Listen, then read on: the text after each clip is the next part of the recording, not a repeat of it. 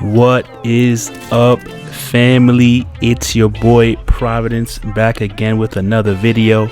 And I know it's been a minute, but the grind has returned. Yo, I'm so excited just to be getting back at this content creation grind, man. So I really wanted to just be giving you guys my thoughts on the Vanguard beta. Been playing it past couple of days, really anticipating the game dropping. You know, I'm a Call of Duty head now, so buying the game is a foregone conclusion.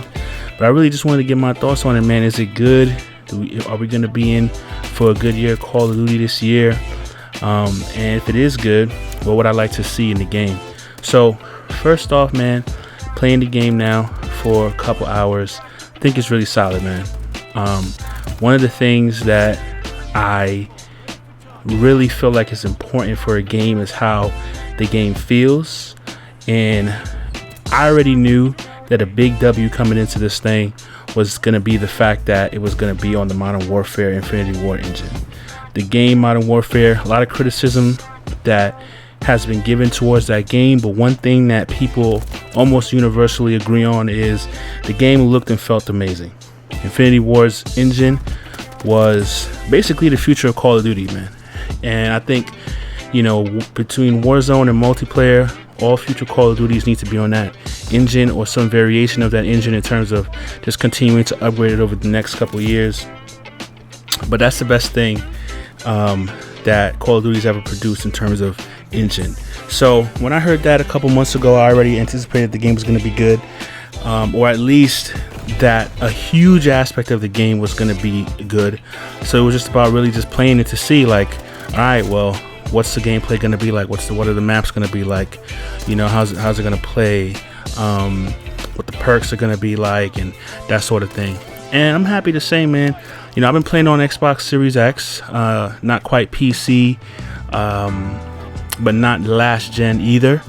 And I have to say, my experience has been positive. When the beta first launched, though, there was a lot of bugs and glitches for the Xbox boys. You know, Xbox out here stay getting disrespected by Activision, but it's all good. We had a lot of bugs and glitches to deal with, but so we had to basically we couldn't even play on 120 hertz. But you know, we had to play on 60. It was, you know, so it was kind of a bummer. But you know, they released a patch, patched up most of the graphical errors. But you know, so it's been playing pretty well, pretty smooth. Now we just need that FOV slider that's supposed to come out on launch, and I think the game's going to look and feel really good on next gen consoles. Obviously not a PC, but it's going to be up there once we get that FOV slider, as far as I'm concerned. The game felt really good, man. Felt really fun. I'm looking forward to playing my first World War II Call of Duty. I'm relatively new to the Call of Duty community. I didn't play the last World War II game in 2017, so you know, a lot of people are burnt out about that about playing that era, and I get that. And for me too, I prefer a modern or future era because I like futuristic or at least modern guns. But you know, I'm not burnt out from that time period because I haven't really been playing Call of Duty all that long, and there really hasn't been too many World War II games. So I'm looking forward to it, man. Guns look interesting. The maps were solid.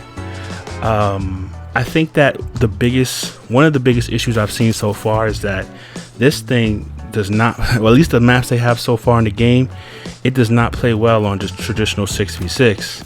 I think Eagle's Nest is probably the closest thing to being playable on 6v6, but even that really played better when it was 8v8 or more. All the maps so far, Gavutu, the other huge map that you be on in the winter, I forgot the name of it, man.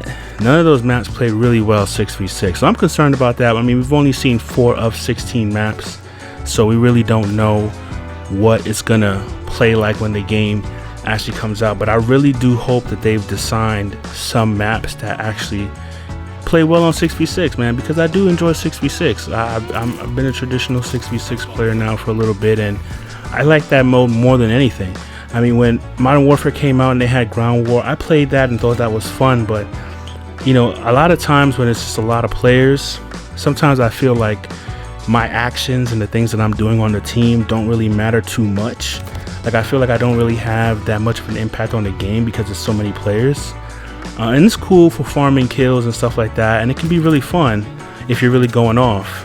But I like 6v6 because I feel like what I do matters. You know, I feel like what the plays that I make. I mean, there's been several times I've been playing 6v6 and I know, like, yo, I just popped the 3-piece and capped the flag, and that's why we're gonna win this game. You know what I mean? And it just feels like your actions really matter. So I really don't want to lose traditional 6v6, but I'm a little bit worried about it. I feel like so far the maps have not played well 6v6, and I think one of my biggest fears is that because they have really been trying to implement this combat pacing, they've designed all the maps with the ability to have at least 8v8, and I think that that's going to be detrimental to 6v6, you know. And, you know, listen, if we have to play a year of Call of Duty where we're just doing 10v10 or more, so be it. It's still going to be fun.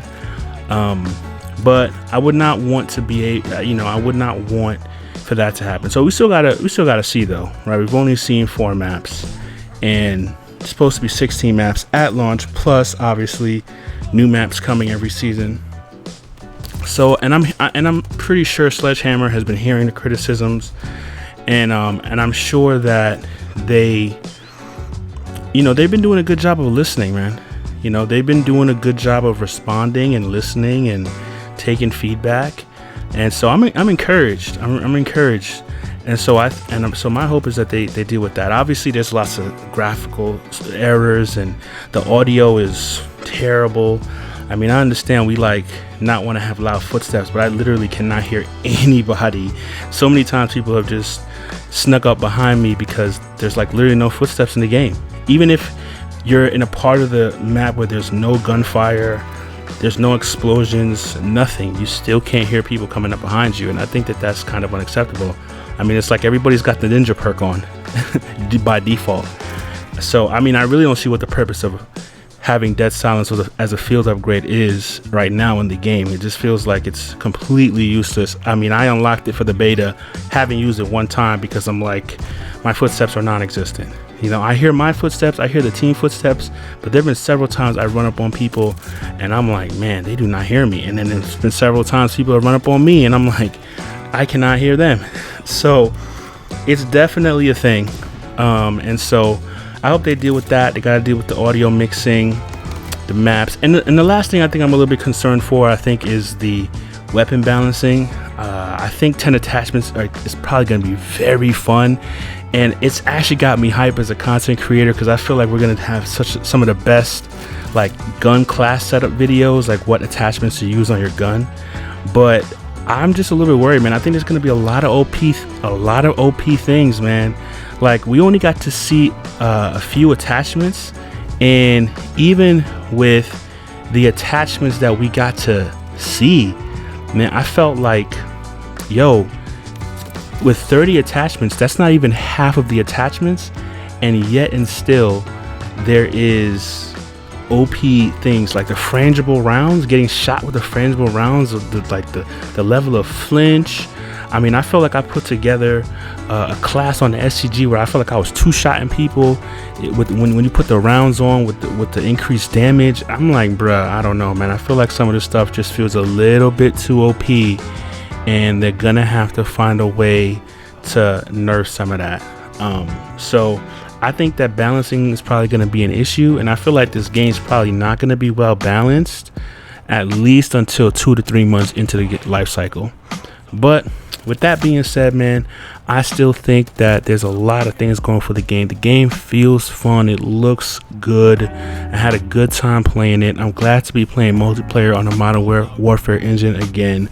And I'm excited for the future. I think Sledgehammer is going to do a good job of listening to the community. They're going to balance a lot of things out. And by the time we head into season 1, season 2, I think we're going to have a really complete, solid game with a lot of content. And, you know, obviously people are going to be working on leveling up their guns for the Warzone integration, which is going to be fun, man. I actually think Call of Duty is going to finish out this year really strong. And that's good to see, man. As somebody who is enjoying just creating content for Call of Duty. So yeah, man, that's gonna wrap it up for today's video. Thank you so much for listening.